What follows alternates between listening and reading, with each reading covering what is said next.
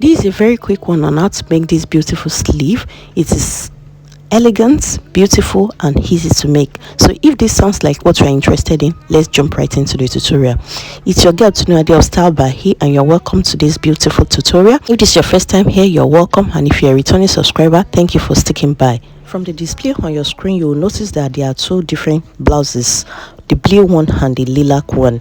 And if you notice on the shoulder, they have different shapes. So like one is pointy and the other one is less pointy. That is, the lilac one is really pointy and standing high, while the other one is a bit down. I'm going to be showing you how to achieve these two different looks. So I'm going to be starting off by folding my fabric into two. This is the doll face, and I've gone ahead to add my thick interfacing. So because of the thickness of the stay, I couldn't fold it more than two, but in your own case, if you can fold it more than two, it will be okay, so that you'll be able to cut two pieces at the same time.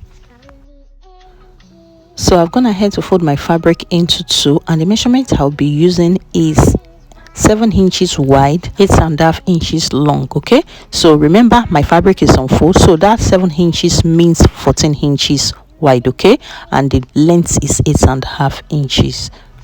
So the next thing I'm going to be doing here is to draw a straight line at the edge of my fabric like so. I'll go ahead and measure 7 inches horizontally there, and I'll measure 8.5 inches by length.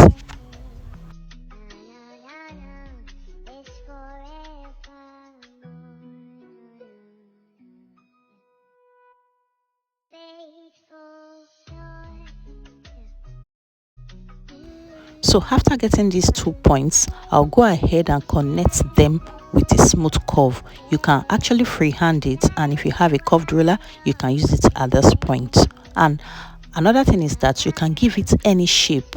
Like the shape you are seeing now is for the blue blouse, but for the lilac one, I came in by 3 inches on that my 8 inches line. Yes, I came in by 3 inches like so, and I gave it my desired shape by connecting it to the 7 inches mark. So at that point, that is the part where you give it any kind of shape that you want. Okay, you can look at the first 2 videos of the blouses that I showed earlier. You will be able to relate with what I'm trying to explain. So this is the shape I gave the lilac one, and it was a single sleeve. So because it was a single sleeve, I used 8 inches wide, then 10 inches long for the measurement. Okay, so because this one is a 2-in-1 sleeve, yes, it has one, then there's another one on top. If you look closely on the picture I posted earlier.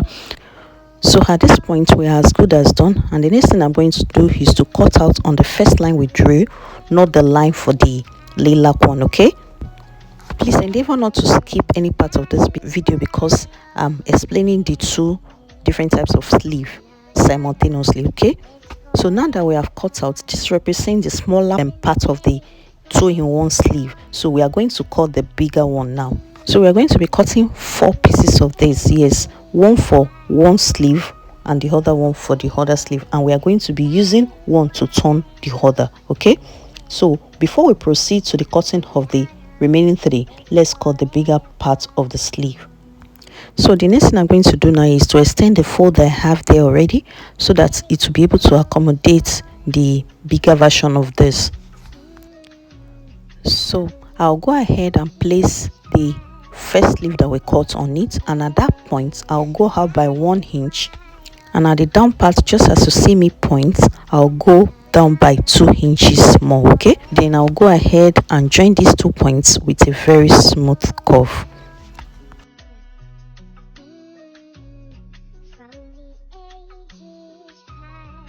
That means we have successfully created the bigger version of this sleeve that the smaller one is going to be sitting on top.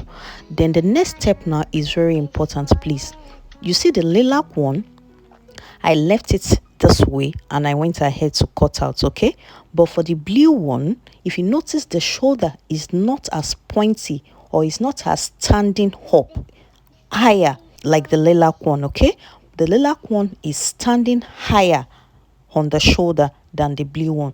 that is because I left it this way. But for the blue one, I went ahead and did a shoulder slant. I came down at that point by 1 inch and I connected it just as you see me do. Please don't let me finish all the vocabularies that I know. Just make sure that you study the two picture of the blouses that I posted earlier. Okay, make sure you study and know the differences so that you'll be able to know the one to go for. So having done the slants, I'll go ahead and cut out. Please make sure to take note of the connection of the slants. So if you haven't subscribed to this channel, kindly do so now. Like this video, comment, and turn on your notification icon so that you'll be notified when I upload new tutorial. Okay, so have you done that? Thank you.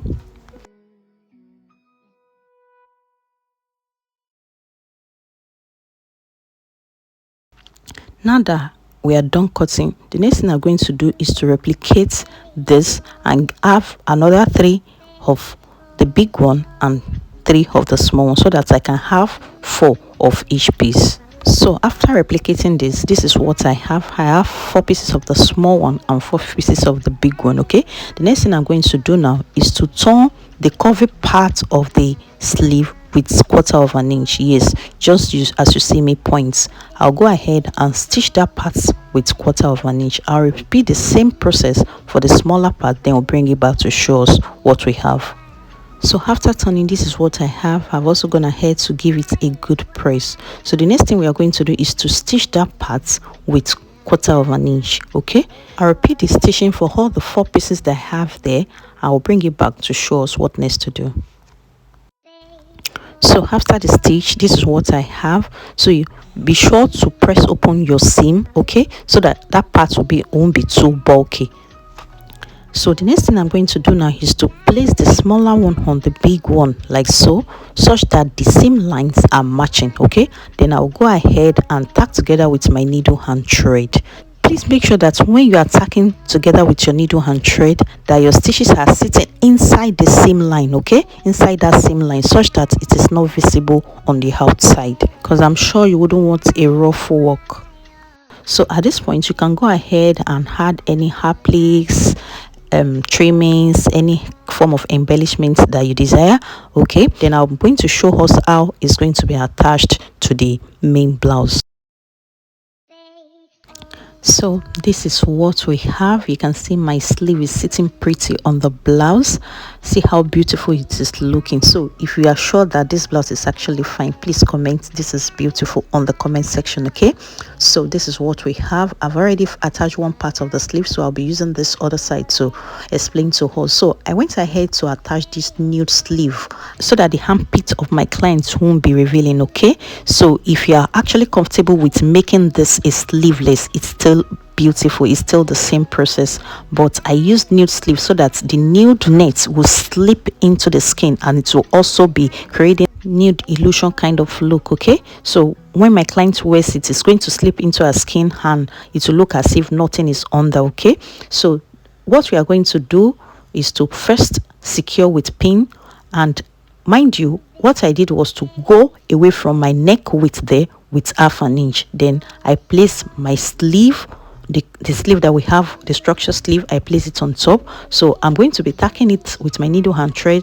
on the shoulder, and that might be okay if your client complains that she wants to be able to raise her hand up and high. Okay, but if you feel if she's not going to complain, just go ahead and tack on the shoulder at this point and at a point at the back. Okay, just make sure to tack in some strategic places. So thank you for watching, thank you for tuning to this channel. This is what I have for you today.